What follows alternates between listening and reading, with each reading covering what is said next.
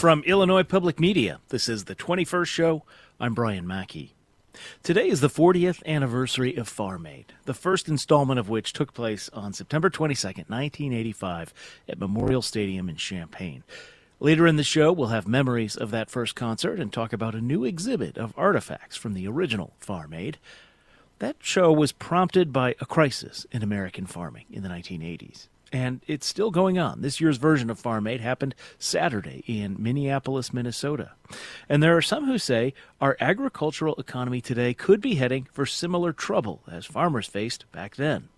Joining me now to talk more about what's happening in farming from a government policy perspective is Jonathan Kappas, an agricultural law and policy expert at the University of Illinois, Urbana-Champaign. Jonathan, welcome back to the 21st Show.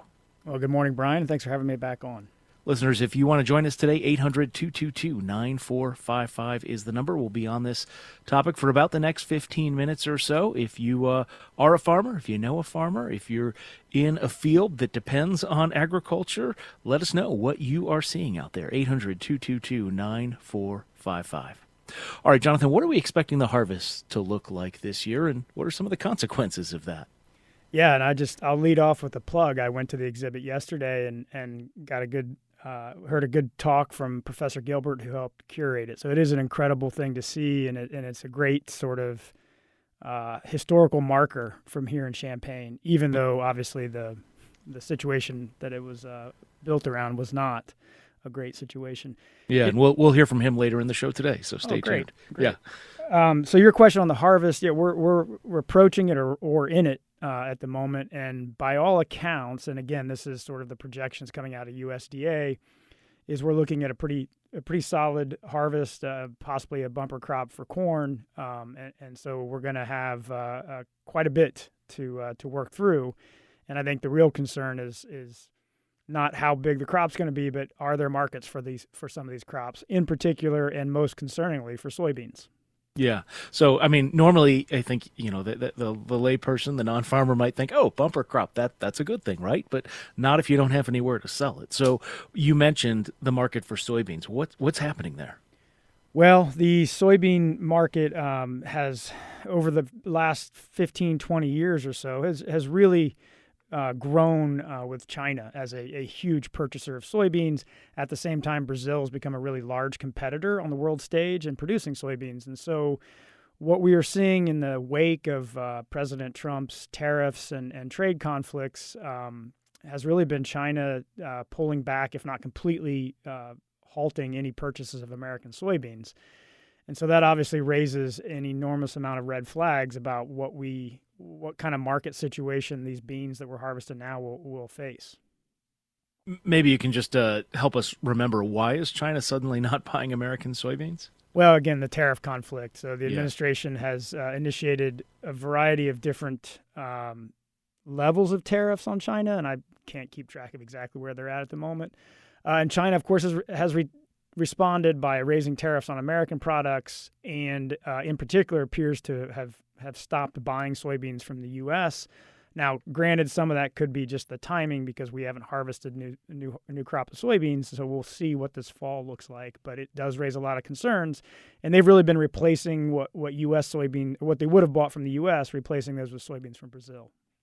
And how does this problem with soybeans also potentially affect what's happening with corn then, right? I was reading something about, storage capacity, and, farmers often store corn, and, if they're storing soy this year, there may be competition. Can you talk us through that? Yeah, I think one of the things we often forget is how much any one of these things can ripple through, right? Nothing is sort of contained within itself in agriculture in particular.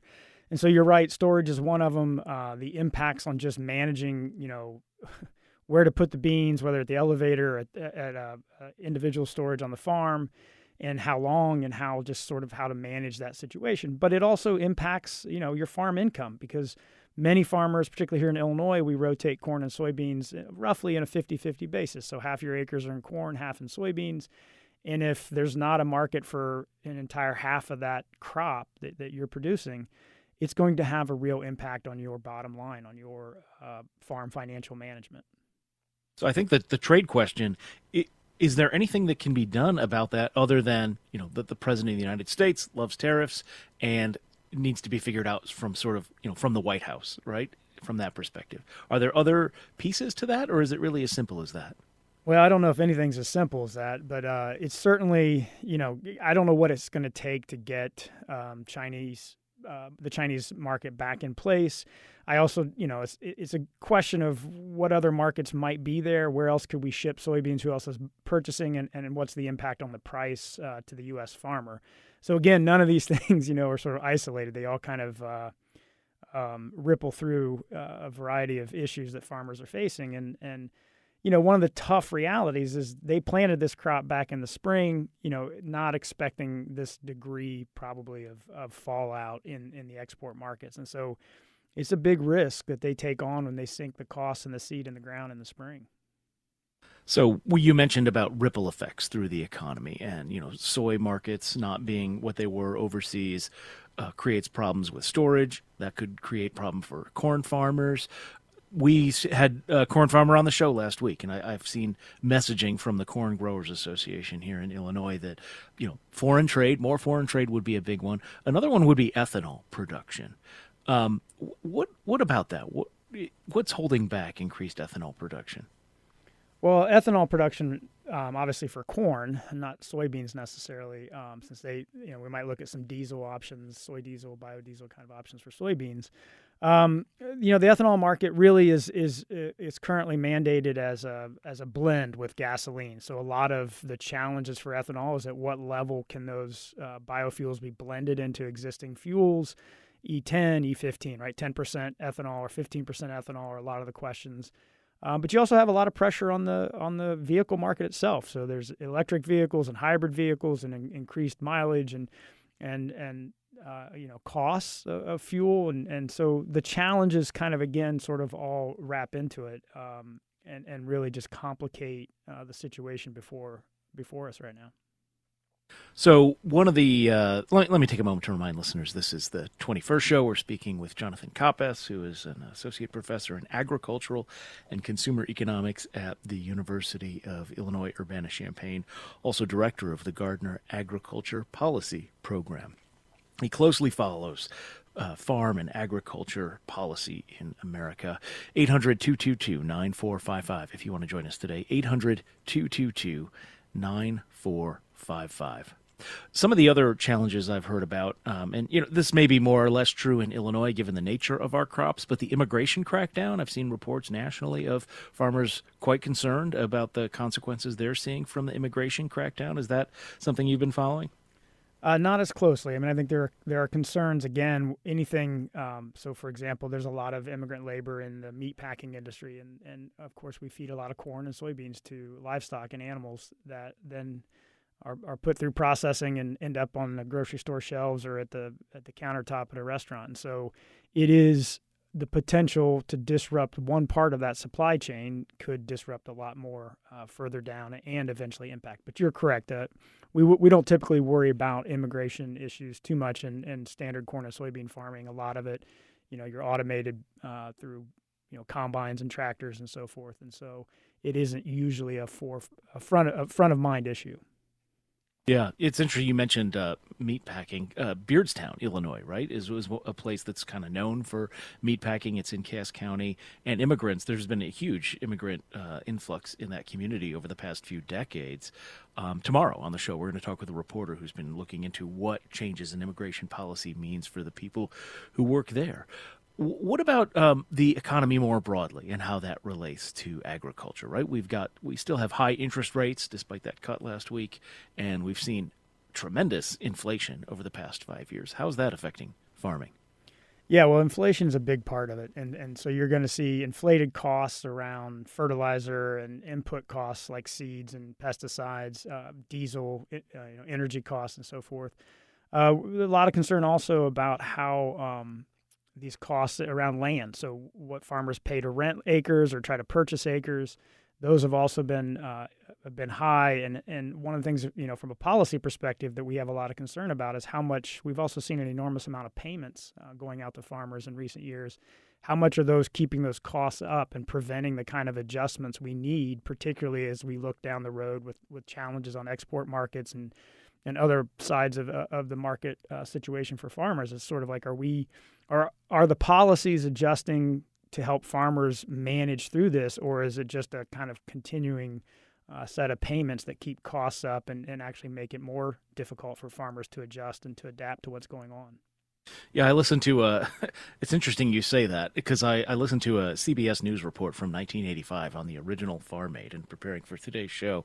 And one of the things that the reporter, I think it might have even been Dan Rather, quoting President Reagan saying is that he didn't want a Band-Aid fix for farm policy, just, in basically not more money, right? He wanted long-term solutions. It's interesting that you say that, maybe you said adjustments. That's sort of a euphemism. Does that mean like people need to get out of farming and go into other fields, or what does that mean? Adjustments? No, in fact, I think that's one of the most unfortunate phrases in agricultural policy and discussions is this idea that you get big or get out of farming, because farmers don't often just get out. They're usually forced out, and it's usually a very painful and difficult undertaking, bankruptcy and lost acres and lost family farms. And so it is really, really unfortunate. But it is true that you cannot make up for some of these issues with just more payments. And the 1985 Farm Bill, which resulted in that time frame, was one of the most expensive we've ever seen, maybe until the one most recently passed. And I think what I mean by adjustment or adaptation is really working around the current production system and looking for ways in which policy can help producers. How do you, rather just throw payments at it, what are the things we can look at from history? What are some of the examples, some of the lessons we've learned with things like the 85 situation? The Reagan administration prior to 85 paid farmers to pull out almost 80 million acres from production in 1983 because we were oversupplied and they were hurting. And so there's a lot of these sort of things that we can look back to and try to adjust our policies to help farmers adjust to what's going on. And again, I think the biggest adjustments needed, and from what I hear from my colleagues, are around costs, cash rents, land values, input costs like seeds and fertilizers. Those things don't necessarily adjust when the farmer is sort of stuck in the position of being a pass-through. They pass through payments onto the input companies. And so I think that adjustment probably first has to start on the cost side of it. And that's again, what raises concerns about where policy is headed at the moment.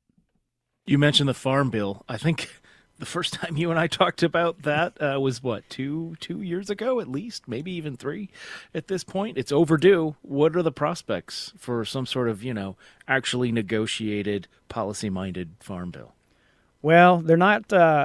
What Congress did in the One Big Beautiful Bill Act was really pass a reconciliation farm bill. So they've increased farm subsidies, they increased some provisions in crop insurance, and they cut the food assistance programs and pushed all that through that large reconciliation bill. And so the idea of a farm bill, at least as we've known it for the last 50 years, is pretty much over at the moment. And I don't know that we see that kind of broad-based coalitional effort again.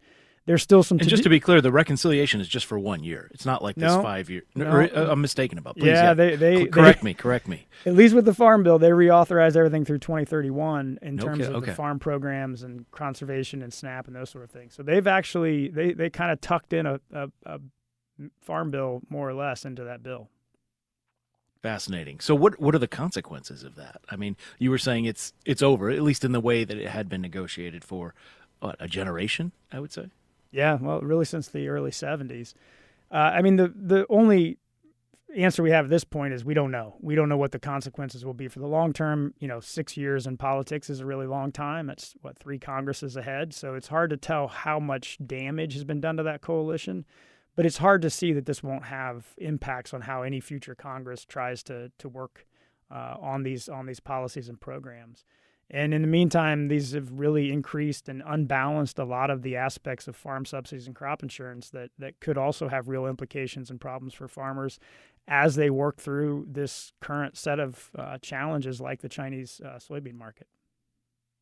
I don't know how much you want to get into the sort of the politics of this, but there are commentators out there who have pointed out that rural America overwhelmingly supports President Trump.